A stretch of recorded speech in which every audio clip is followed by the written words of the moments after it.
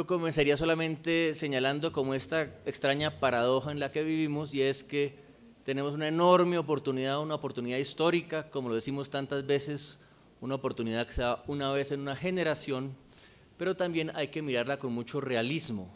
Hay que hacer uso de una cosa que el profesor Lederach llama el don del pesimismo, que es decir, oiga, esto realmente es difícil, lo que estamos acá enfrentando es una cosa muy difícil, que va a durar mucho tiempo, que no va a pasar por arte de magia, y tenemos que empezar a construir soluciones. Lo que hemos tratado de hacer hoy es darle un poco más de carne a esta idea de la paz territorial y desarrollar una agenda que no es la agenda de La Habana, sino es la agenda que vamos a tener que desarrollar todos conjuntamente en Colombia. Yo creo que tal vez no vale la pena hacer un resumen de estos paneles tan ricos, tan interesantes.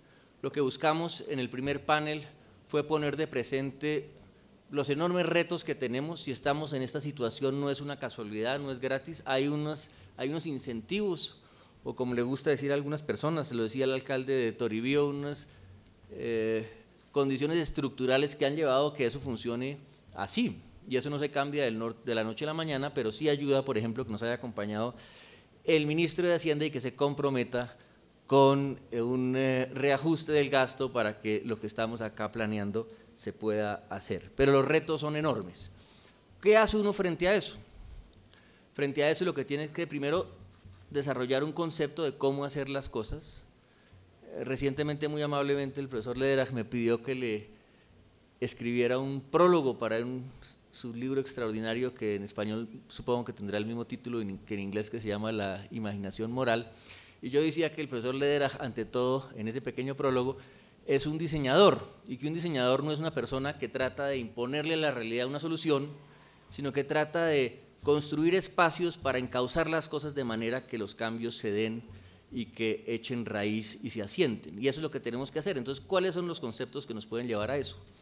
Pues aquí oímos a unos expositores muy importantes que han enriquecido mucho nuestro pensamiento, como fueron los profesores Robinson, el profesor Rao, el profesor Fox, con estas ideas de cómo es que construye uno institucionalidad en lugares. A mí no me gusta tampoco la expresión periferia, obviamente ya sugiere como que usted vive allá en la periferia y yo soy de acá. Eso es cierto, eso no es muy sano. Pero la realidad es que ahí hay un problema que históricamente no hemos sido capaces de solucionar y que tenemos que inventarnos algo nuevo, y que lo nuevo consiste en actuar coordinadamente, conjuntamente, movilizando a la gente desde abajo en espacios de participación donde tengan voz, pero a la vez respondiendo desde arriba y haciendo ese sándwich del que hablaba el profesor Fox. Esa idea muy sencilla es la manera de construir un círculo virtuoso de construcción de institucionalidad.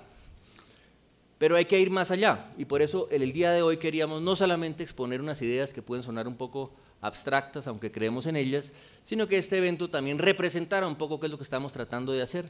Por eso en el tercer panel tuvimos al rector de la Universidad del Cauca para que diera un mensaje sobre el liderazgo que deben ejercer las universidades, en particular las universidades de las regiones, a Gustavo Adolfo Carvajal para mostrar un liderazgo empresarial desde las regiones, a Sandra Jaramillo, que hace un trabajo extraordinario con la red de paz de Caquetá, y para mandar ese mensaje: mire, este problema hay que resolverlo. Si la paz es de las regiones, los liderazgos regionales son definitivos. Esto no lo vamos a resolver desde Bogotá y tenemos que montar los espacios de participación.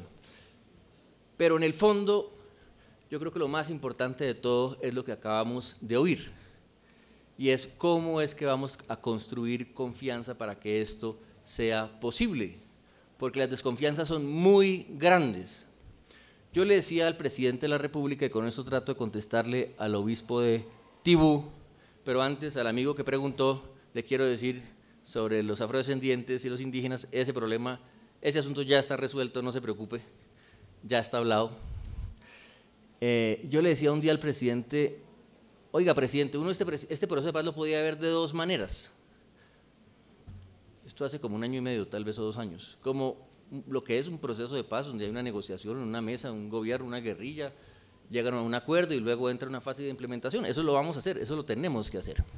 Pero otra manera de verlo es cómo frente a unos problemas realmente complejos construimos unas estructuras y un piso de confianza que permite que las energías sociales del país se encaucen de manera positiva hacia soluciones. Y yo creo que ese es el reto que estamos viendo.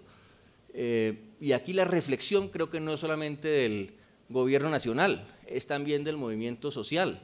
Hay que tomar unas decisiones sobre cuál va a ser la actitud. Uno puede decir, nos vamos a pasar los próximos 3 años haciendo paros, bloqueando carreteras, exigiendo negociaciones con los ministros a las 12 de la noche, o dentro de un esquema participativo donde cada vez cuenta, donde hay una estructura, donde hay unos fondos, donde el gobierno va a responder, pero la gente también va a asumir responsabilidad.